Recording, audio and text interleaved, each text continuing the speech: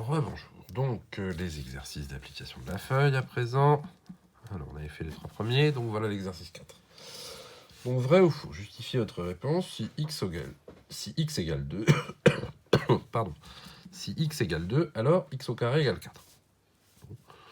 Bah, ça c'est vrai, hein, pas de problème. X égale 2, 2 au carré, ça fait bien 4. Bon, ça, pas de souci.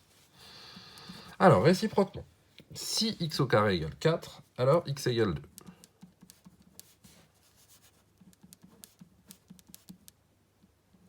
Est-ce que si x au carré est égal à 4, forcément x est égal à 2? Bah non, c'est faux. Puisque moins 2 au carré est égal à 4. Voilà. Il n'y a pas... 2 n'est pas le seul antécédent de 4 par la fonction carré. Il y a aussi moins 2. Ça, on l'avait vu dans le cours. Hein. Un nombre positif a... Enfin, l'équation x au carré égale a 2 solutions, si a est strictement positif. Alors, question 3. Si x est entre moins 4 et moins 1, alors x au carré est entre 1 et 16. Alors, est-ce que ça c'est vrai? Bah, ça c'est ce qu'on vient de voir si on regarde le tableau de variation de la fonction carré. 0, moins 4, moins 1.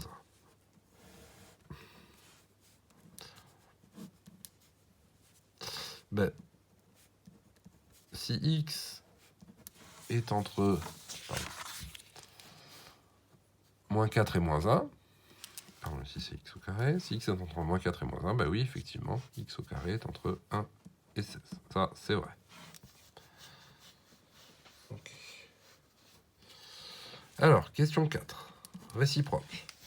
Si x au carré est entre 1 et 16, alors x est entre moins 4 et moins 1. Eh bien non, ça c'est faux, puisque, par exemple, si vous prenez x égale 3,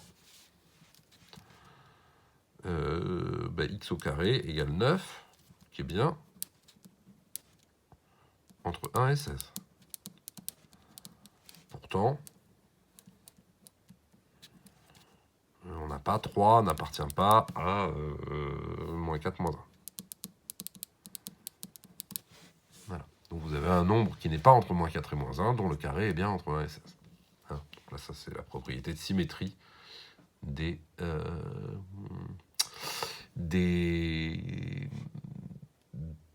la fonction carré.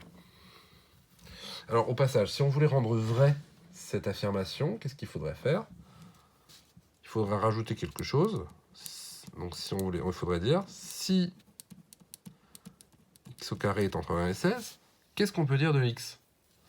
Ben, si x au carré est entre 1 et 16, x il peut être entre moins 4 et moins 1, mais il peut aussi être entre 1 et 4. Voilà. Donc, si x au carré est entre 1 et 16, alors x, il peut appartenir à l'intervalle moins 4, moins 1, ou il peut appartenir à l'intervalle 1, 4. On a vu que ça se notait avec le U de union. Union 1, 4. Voilà, ça c'est vrai. Bon.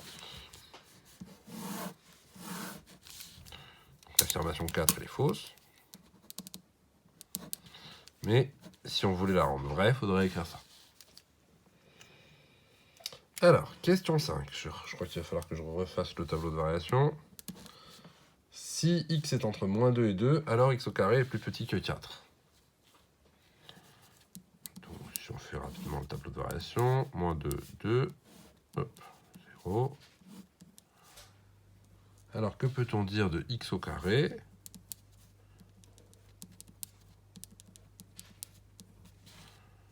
Eh bien oui, forcément, si x est entre moins 2 et 2, alors x au carré est plus petit que 4, et plus grand que 0, naturellement. Donc c'est vrai. Alors, enfin, question 6. Si x appartient à moins 1, 2, alors x au carré est entre 1 et 4. Donc là, ça ressemble beaucoup à ce qu'on avait vu dans le cours. Prudence, quand vous voyez que votre intervalle a deux bords, un positif, un négatif. 0, 1, 4. Donc si x au carré, si x est entre moins 1 et 2, attention, non, x au carré n'est pas entre 1 et 4. Par exemple, si vous prenez 0, 0 appartient à moins 1, 2, et 0 au carré n'est pas entre 1 et 4. 0 au carré, ça vaut 0. Ça n'est pas entre 1 et 4. C'est plus petit que 1. Voilà, donc cette affirmation-là, elle est fausse. Bien, voilà, nouvelle vidéo pour l'exercice 5.